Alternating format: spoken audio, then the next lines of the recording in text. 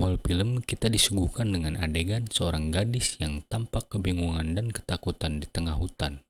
Saat gadis itu meraba rumput sekitar, ia sangat kaget karena menemukan potongan tangan. Penemuan itu membuatnya semakin ketakutan, dan saat ia merangkak, tiba-tiba sosok pria berdiri di hadapannya dengan tatapan dingin sambil memegang palu.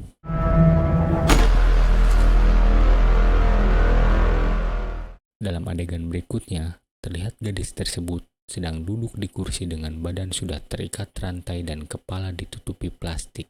Lalu, datang pria tersebut dengan membawa toples berisi ranting. Pria itu duduk di hadapan gadis itu dan bertanya, "Ceritakan tentang ibumu." Gadis itu hanya menjawab, "Apa?"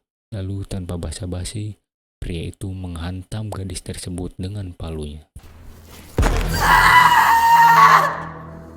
Gadis tersebut menangis menjerit kesakitan.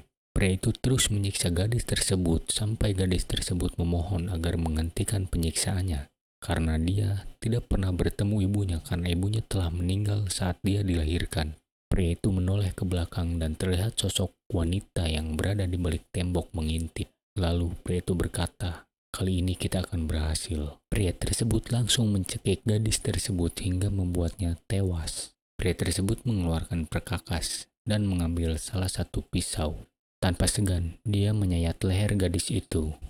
Terlihat asap keluar dari luka sayatan tersebut, dan asap itu dimasukkan ke dalam toples yang sudah pria itu siapkan.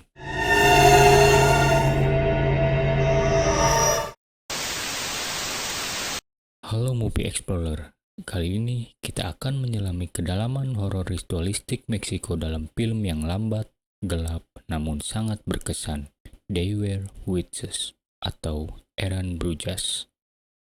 Lupakan jumpscare murahan, film ini adalah perjalanan psikologi menuju kegilaan yang didorong oleh sihir kuno.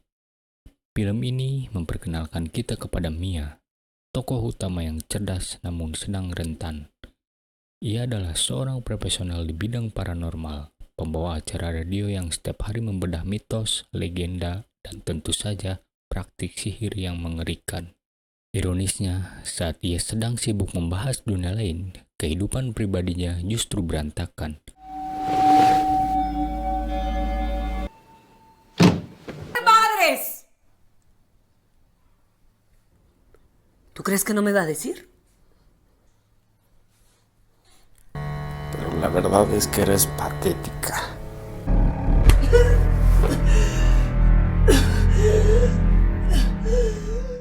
Mia sedang mengalami krisis pernikahan yang mendalam, membuatnya merasa terisolasi dan putus asa mencari solusi untuk masalah duniawinya. Dalam upaya melarikan diri dari realitas yang pahit, Mia memutuskan untuk melakukan perjalanan panjang menuju seorang terapis yang berada di lokasi sangat terpencil, jauh dari keramaian kota. Perjalanan ini seharusnya menjadi retreat penyembuhan, tetapi justru membawanya ke tepi jantung teror. Perjalanan Mia terhenti di sebuah motel tua dan kumuh. Suasananya tidak menyenangkan, dan ditambah lagi motel itu berada di area yang sedang mengalami mati listrik total.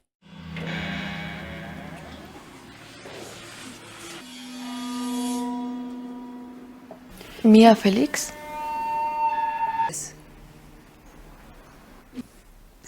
Lo siento. La experta en brujería, ¿o sí? Kegelapan mutlak merajai, menambah lapisan ketakutan pada suasana yang sudah mencekam. Motel tersebut terasa seperti perangkap. Tidak ada sinyal telepon, tidak ada cahaya buatan yang berfungsi, dan interaksi yang terjadi dipaksa terjadi dalam bisikan dan bayangan yang bergerak. Ini menciptakan setting yang sempurna untuk horor atmosferik. Ketidaknyamanan Mia meningkat karena ia tahu, sebagai seorang ahli, bahwa tempat seperti ini terpencil dan gelap seringkali menjadi magnet bagi energi negatif atau praktik spiritual gelap. Namun ia tidak punya pilihan selain singgah. Di tengah motel yang suram itu, Mia bertemu dengan sekelompok anak muda. Mereka terlihat seperti sekelompok backpacker atau mahasiswa yang sedang berlibur, mencoba terlihat ceria di tengah mati listrik yang suram. Mereka adalah Sarah, beserta teman-temannya yang sebentar lagi akan menjadi korban. Salah satu gadis di kelompok tersebut, Sarah, dengan cepat menjadi fokus perhatian Mia. Sarah terlalu antusias, terlalu akrab, dan secara khusus menunjukkan ketertarikan ekstrim pada pekerjaan Mia di radio. Cara menyebutkan secara spesifik topik yang pernah Mia bahas, ritual 3 anak yatim, mitos yang diyakini oleh kaum penyihir kuno bahwa dengan mengorbankan 3 anak yatim piatu, mereka dapat mencapai kekuatan yang abadi atau membangkitkan entitas jahat. Pengakuan Sarah ini memberikan Mia firasat buruk. No, ella solo te puede dar su protección. Ini bukan sekedar obrolan penggemar biasa. Sarah tampak memahami lore gelap ini dengan tingkat detail yang mengganggu, seolah-olah dia telah mempelajari secara mendalam. Film ini sendiri memberikan petunjuk di awal, menunjukkan adegan flashback atau pembuka yang brutal di mana pengorbanan berdarah terjadi. Dan asap dari korban dikumpulkan, memperkuat bahwa mitos ini bukan hanya cerita, tetapi praktik yang sedang berlangsung. Segera setelah interaksi ini, keganjilan mulai terjadi. Sarah terlihat menyiapkan minuman untuk teman-temannya. Dalam adegan yang dingin, kita melihat Sarah mencampurkan obat penenang atau obat-obatan kuat tanpa sepengetahuan mereka.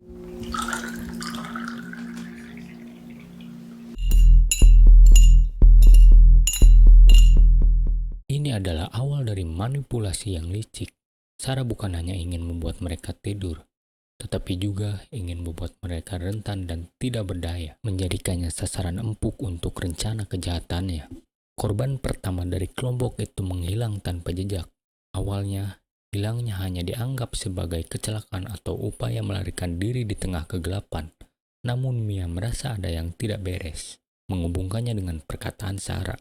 Kecurigaan Mia semakin kuat karena Sarah tidak menunjukkan kepanikan yang wajar. Sebaliknya, Sarah tampak tenang, bahkan seperti sedang mengamati hasil dari sebuah eksperimen yang sukses. Setelah itu, korban kedua ditemukan. Kali ini tanda-tanda kematiannya jauh lebih jelas, berbau ritual. Mia kini yakin, ia tidak sedang berada di motel biasa, tetapi di lokasi perburuan yang sangat terorganisir.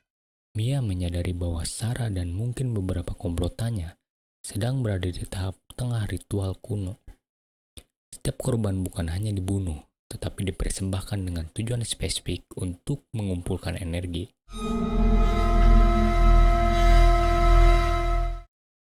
Mia, sang ahli, kini harus menggunakan semua pengetahuannya tentang sihir dan ritual untuk menyelamatkan dirinya.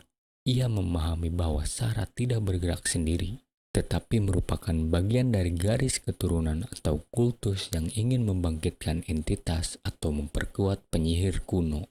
Konfrontasi antara Mia dan Sarah tidak terhindarkan. ¿Algo que qué? Ven.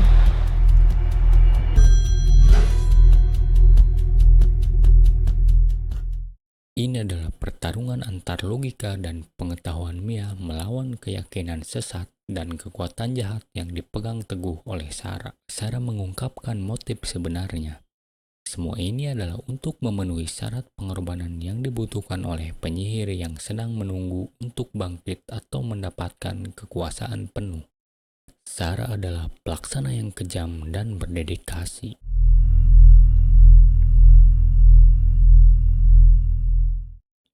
Ritual terakhir harus diselesaikan. Korban ketiga penyelesaian dari formula 3 anak yatim piatu harus dipersembahkan.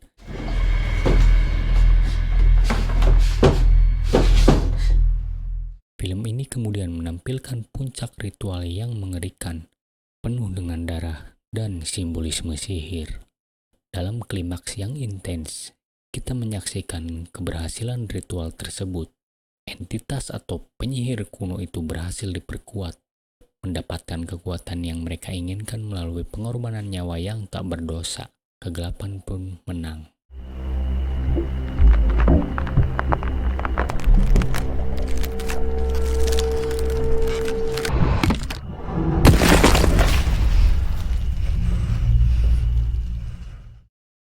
Nasib akhirnya menjadi penutup. Apakah dia berhasil melarikan diri dari motel yang kini menjadi altar berdarah? Ataukah dia berakhir menjadi korban yang terakhir, selamanya menjadi saksi bisu kebangkitan penyihir? Film ini memberikan akhir yang dingin dan memuaskan secara horor. They Were Witches adalah film yang kuat dalam narasinya, memanfaatkan ketegangan atmosferik dan mitologi yang meyakinkan. Ini adalah menjadi pengingat bahwa terkadang bahaya datang dari orang yang kita anggap tidak paling berbahaya. Dan pengetahuan kita tentang kegelapan bisa menjadi pintu masuk menuju neraka. Jangan lupa like dan subscribe untuk bedah film horor lainnya.